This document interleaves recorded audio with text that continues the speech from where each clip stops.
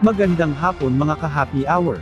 Narito ang mga balita para sa MBC TV Network News Update 2 PM edition.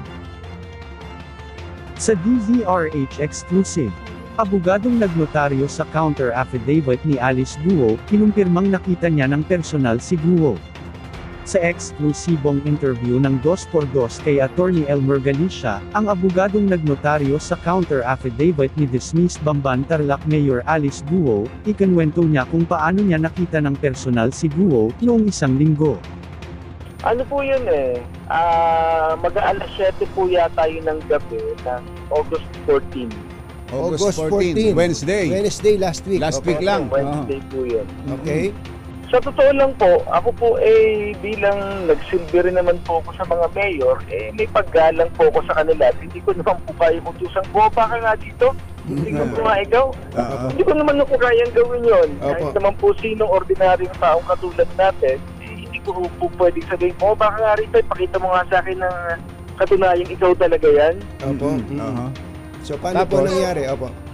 Ay sabi ko po, Mayor, sabi niya sa akin, alis na lang po.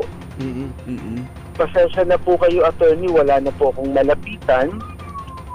Wala na pong gustong tumulong sa akin. Masyado na po akong masama sa itsura ng mga tao. Samantala, Senator Risa VP Sara, budget hearing ito, hindi ito lahat tungkol sa iyo. Nagkatarayan sina VP Sara Duterte at Senator Risa Hontiveros sa budget hearing sa Senado, habang tinatalakay ang pondo ng Office of the Vice President. Nagtatanong si Hontiveros kung ano ang libro na ipamamahagi ng OVP na nangangailangan ito ng 10 milyong piso na pondo. Ngunit sa halip na makatanggap ng direktang sagot, sinagot ni VP Sara si Hontiveros na pinupolitika nito ang budget hearing.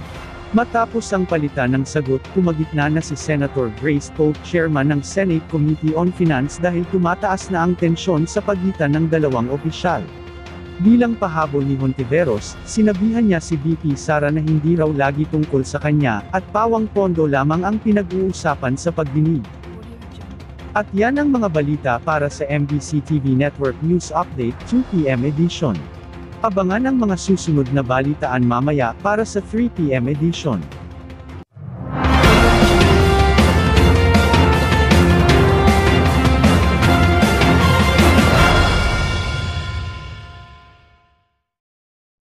Mga ka-happy hour, kung gusto mong manood ang mga balita sa MBC TV Network News Update, mag-subscribe sa aming YouTube channel, i-like ang aming Facebook page, at i-follow sa aming TikTok account.